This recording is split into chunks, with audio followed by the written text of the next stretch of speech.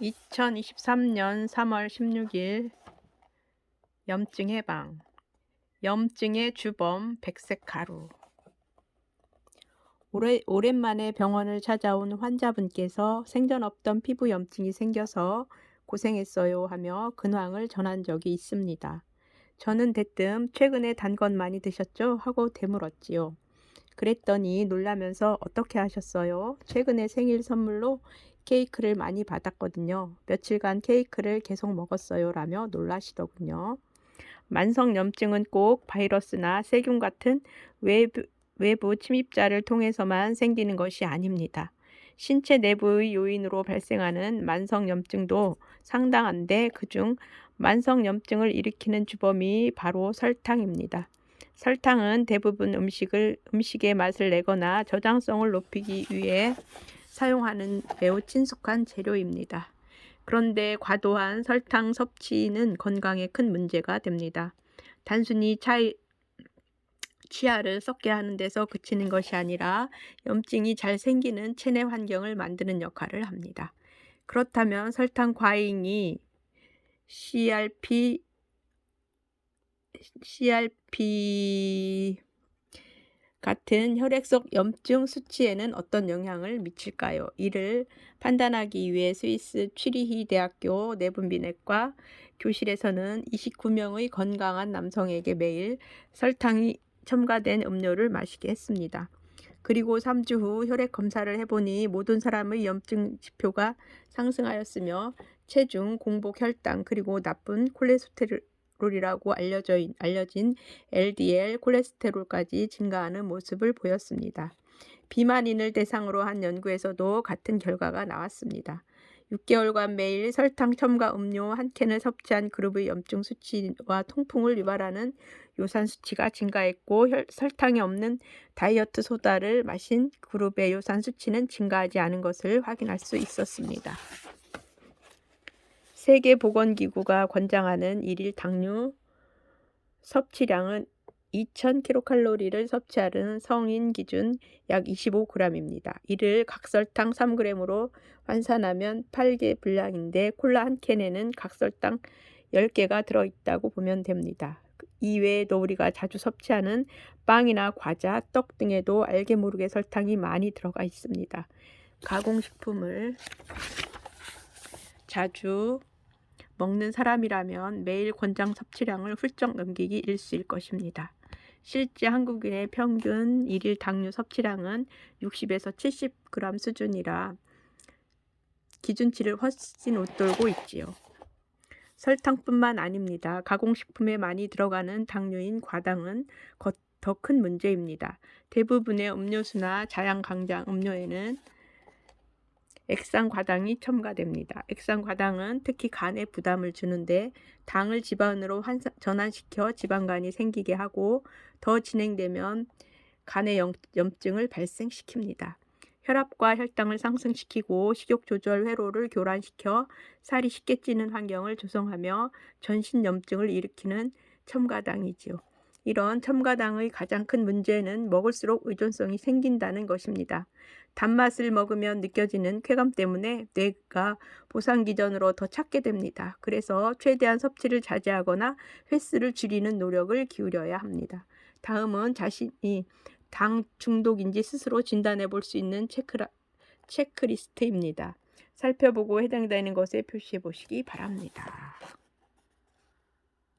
첫째, 배가 불러도 달콤한 디저트를 꼭 먹는다. 둘째, 스트레스를 받으면 초콜릿이나 케이크처럼 단 음식으로 푼다.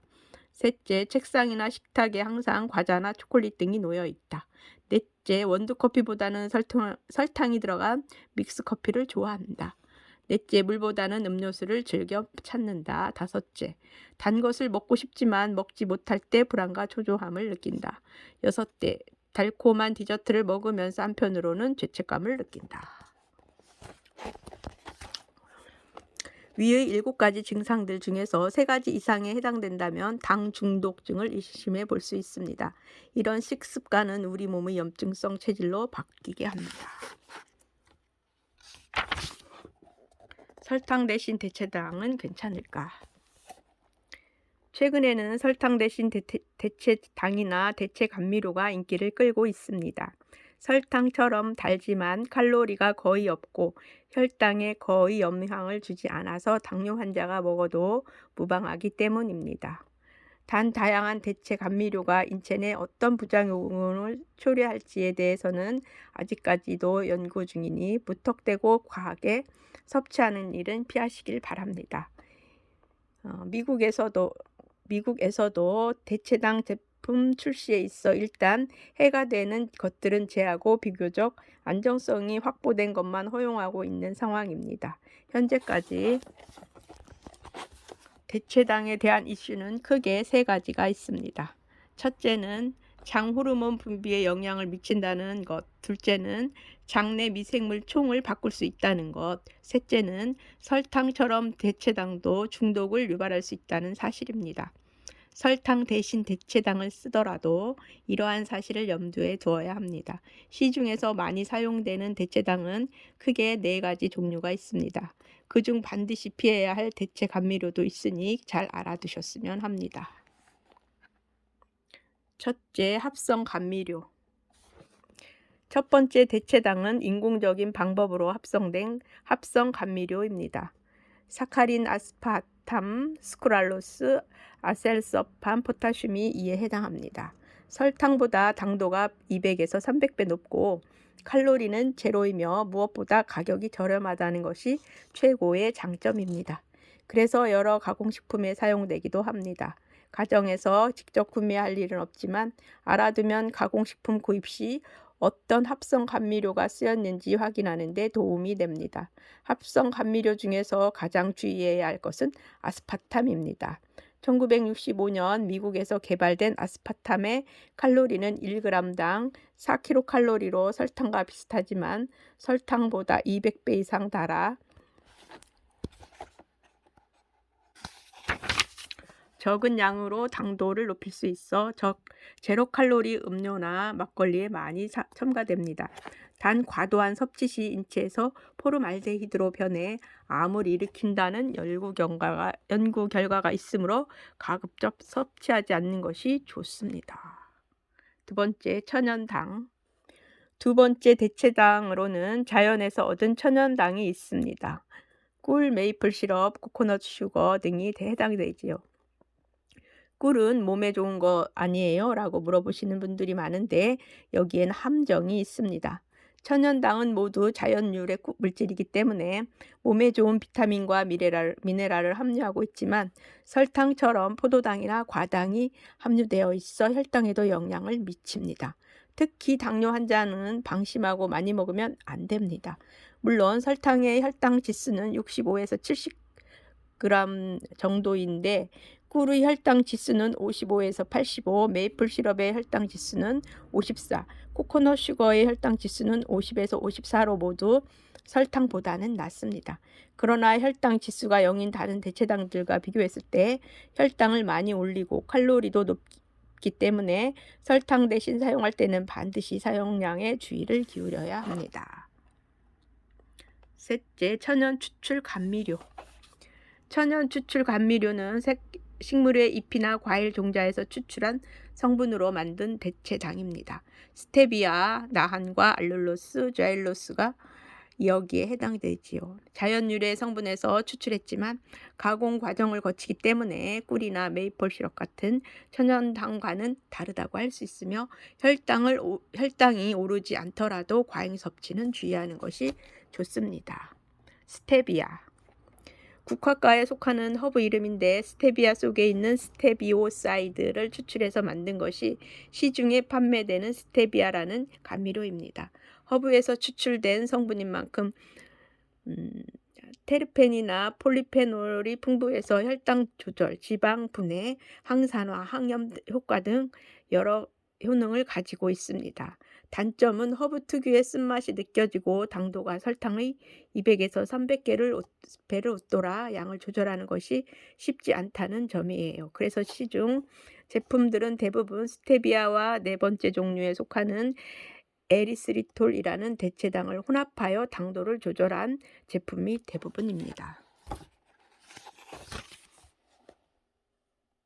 나한과 중국 남부 지역에서 나는 열매로 감기를 예방하고 기침을 다스리는 효능 때문에 한약재와 차로 활용되고 있습니다. 나한과 감미료는 나한과 열매에서 모그로사이드라는 성분을 추출해서 만든 것입니다. 설탕보다 300배나 달아서 역시 양 조절이 쉽지는 않습니다. 그래서 에리스리톨과 혼합해 기존에 쓰던 설탕과 동량으로 쓰게끔 제품화되어 있는 경우가 많습니다. 스테비아와 함께 칼로리가 없고 혈당에도 영향을 주지 않아 당뇨, 고지혈증 환자나 다이어트를 하는 사람이 대체당으로 쓰기에 나쁘지 않습니다. 스테비아의 쌉싸름한 맛을 싫어하는 분들에게 추천합니다. 자일로스 나무에 존재하는 당뇨인데 설탕에 자일로스 10%를 혼합하여 쓸 경우 기존 혈당 지수를 68에서 49까지 낮춰주는 효과가 있습니다. 설탕의 소화 흡수를 막아서 혈당 저감 효과를 발생시키는 원리 때문인데 혼합비를 10% 이상으로 늘린다고 해서 저감 효과가 커지는 것은 아니기 때문에 시중의 자일로스 제품들은 보통 설탕 자일로스를 9대1로 혼합하고 있습니다. 다른 대체당들처럼 칼로리나 혈당 지수가 제로인 것은 아니지만 베이킹 할 때처럼 설탕을 꼭 써서 물성을 내야 하는 경우에는 자일로스를 설탕 대체로로 활용하시길 바랍니다. 알룰로스 건포도, 무화과 등 일부 식물에 매우 소량으로 존재하는 단당류의 일종입니다.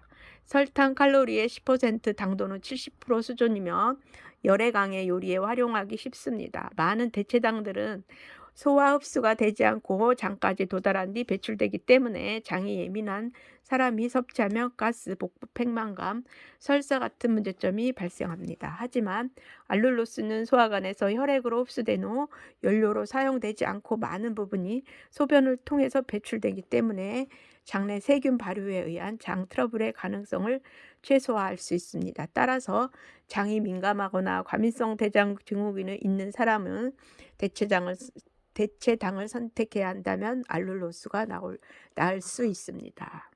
당알콜 대체당의 마지막 종류는 당알콜인데 에리스리톨, 자일리톨, 소르비톨, 말티톨처럼 이름이 톨로 끝나는 것들이 여기에 속합니다.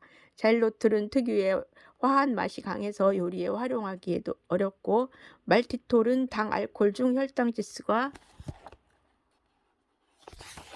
가장 높기 때문에 권하고 싶지는 않습니다. 소르비톨 감미료뿐 아니라 습기를 빨아들이는 습습제로도 사용하는데 장에 들어가서 많은 양의 수분을 빨아들여 설사를 자주 일으킬 수 있기 때문에 평소 대변이 묵다면 피해야 합니다.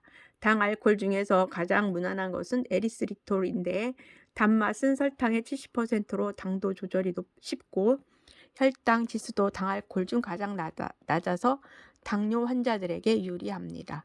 설탕을 듬뿍 사용하는 것보다는 대체당을 쓰는 것이 낫습니다. 그러나 대체당에 의지해서 여전히 단맛에 중독된 상태로 있게 되면 만성염증의 굴레에서 벗어나기 어렵습니다. 앞서 말했듯이 대체당은 장내 미생물 총에 영향을 끼치기 때문입니다. 단순히 설탕을 줄이겠다는 노력을 넘어 단맛 중독으로부터 벗어나 보면 어떨까요? 재료 본연의 다양하고 풍부한 맛을 즐겨보시기 바랍니다. 자극적이지 않아 처음에는 밋밋하고 맛이 없다고 느껴질 수도 있지만 먹다 보면 재료의 맛과 향이 무척이나 다채로울 수 있다는 점을 깨닫게 될 것입니다.